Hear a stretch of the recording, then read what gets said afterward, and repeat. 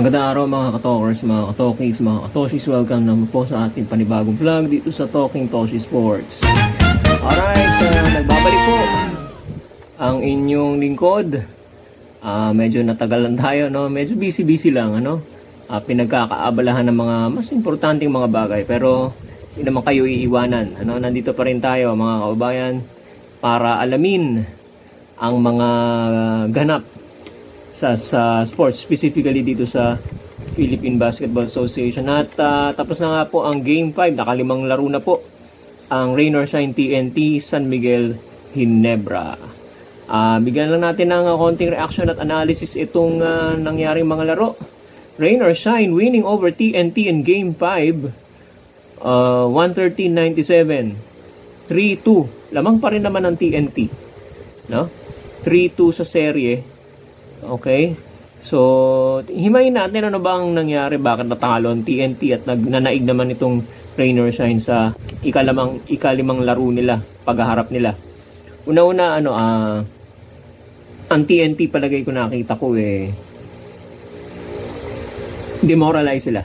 Bakit po? Suspended si Chot Reyes. Wala si Chot Reyes. Okay? Siyempre, iba pa rin yung head coach ang bibigay ng instructions, ano? Alright? So, maganda motivation yon. Pangalawa na, injuries. Although si Calvin Oftana naglalaro, pero he's playing hurt. Maaring siguro 95% or 90% kasi ano pa rin may injury pa rin siya. Okay?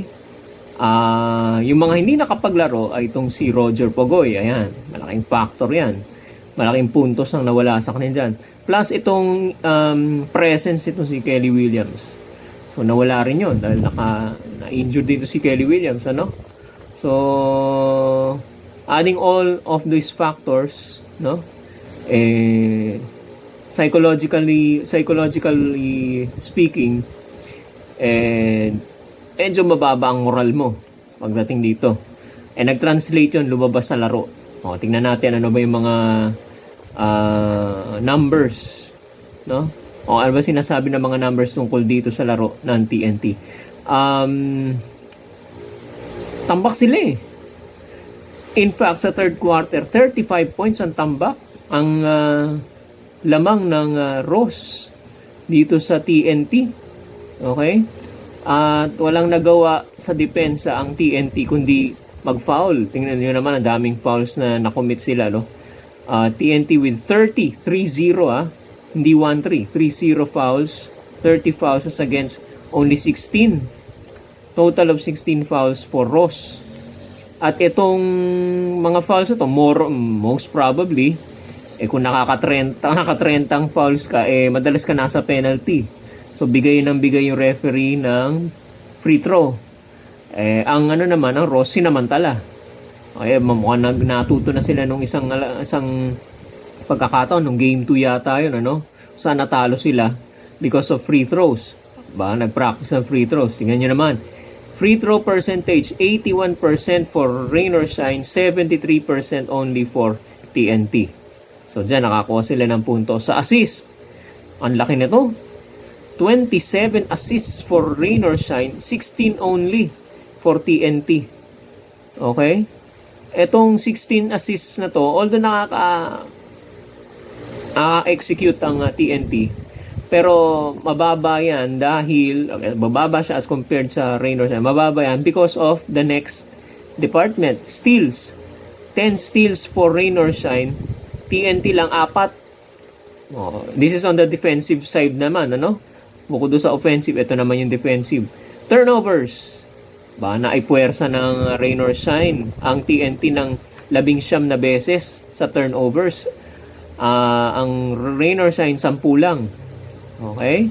So magandang numbers to para sa Rain or Shine. Ngayon, points of turnovers, conversion of turnovers to points. Okay? Yung 19 turnovers ng TNT, ang laking puntos na nakakuha ang Rain or Shine doon sa 19, 28 points. 11 lang ang TNT. So talagang matatambakan to. Okay? Plus itong laro ng Rain or Shine na i-dictate nila. Fast break points, 19. fast break points for rain or shine, 16 lang para sa TNT. Okay? Because of the assists, magandang pasahan, na-execute nila yung kanilang brand of game na fast-paced. Okay? Alright? And sa susunod nilang laro, I am expecting to have for BGR, Heading, and Eram to have a huge game. Kung hindi pa maglalaro itong si Kelly Williams, Okay? Kung wala pang Kelly Williams at patuloy na bababa ang point production itong tatlong ito na nabanggit ko kanina, medyo matatalo sila rito at baka tumabla pa ang rain or shine at magkaroon tayo ng Game 7. Okay? Well, sa mga fans, maganda yung may Game 7 para mas maraming panonoorin, Okay? Pero sa TNT, bad news yun dahil lamang ka na ng 3-1 nung una. Hindi mo pa matapos-tapos. Nakadalawa pa yung rain or shine. Baka mangyari sa inyo yan kung hindi magpo-produce itong si BGR, si Heading, at si Eram. Kasi yung bench hindi naman masyado nakapag-contribute, itong mga inaasahan na nasa listahan ng starters, hindi nakapag-contribute. So, bawi dapat itong si BGR. Lalo na to si Jordan Heading after a very excellent performance nung Game 4. Kailangan bumawi ito. Pati ito si Poy Eram. Lalo na kung hindi pa rin maglalaro itong si Kelly Williams. At pag bumalik man itong si Roger Pogoy, baka hindi pa 100%. Okay? So, bawi sila. Dapat dito sa next game nila, sa Game 6 sa linggo. Okay? Ngayon, dito naman sa San Miguel Beermen at saka sa Barangay Ginebra. Okay? Perez, Fajardo, and Cruz ang mga bida. Okay?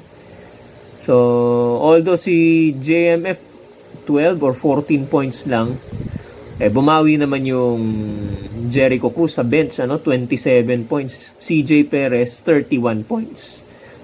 Panalo po ang Ginebra, ang SMB 103.92. Okay. What would be the factors or major stats na nagpa-contribute sa panalo ng SMB? Field goals 50.6, and Ginebra had a bad shooting night, 37% lang. That's 30 out of 81. Sa 81 na ibinato nila, 30 lang ang pasok. So bad shooting night. Okay? Plus, itong steals, okay, 11 para sa San Miguel, sa Ginebra 3 lang. Okay? Block shots, 6 as against the Gin Kings, 2 lang, So, sa depensa, medyo napag-iwanan ng Ginebra, Now, sa turnovers, including some crucial turnovers sa bandang dulo, maganda sana yung laro, Maganda sana yung laro, kaya lang meron lang mga major mistakes sa bandang dulo sa endgame. Doon na nagkatalo. Okay? 12 dito sa San Miguel, 16 dito sa Barangay Ginebra. Now, doon sa points of turnovers, 24 points out of the 16 turnovers of Ginebra were converted by San Miguel, 15 lang para dito sa Barangay Ginebra. Sa pang aspect ng laro, itong si Japet Aguilar, 12 lang, 12 points lang, So, bawi dapat itong si Japet Aguilar sa puntusan, And he was in foul trouble. Malaking factor yung kapag ikaw nasa foul trouble, walang magagawa or mapopwersa yung coach mo na iupo ka. So, malilimitahan ang point production mo. Okay? Nung fourth quarter, naglalaro siya. 5 fouls na. So, pati yung depensa mo, bababa. Mababawasan dahil, syempre, kailangan ka sa laro. Pagka nag-foul ka, madi-disqualify ka. Alam naman natin yun, So, bababa ang, medyo mag-iingat ka sa depensa. Alright? So, ayun. Yun ang mga puntos na, keep yourself away from fouls. Pero you should defend as well, hindi naman pwedeng iiwas ka sa depensa dahil ayaw mo mag-foul, ano? Ano lang, defending without fouling, yun. Maganda yun, ano? Okay? Or limiting your fouls, ano, your team fouls. Okay?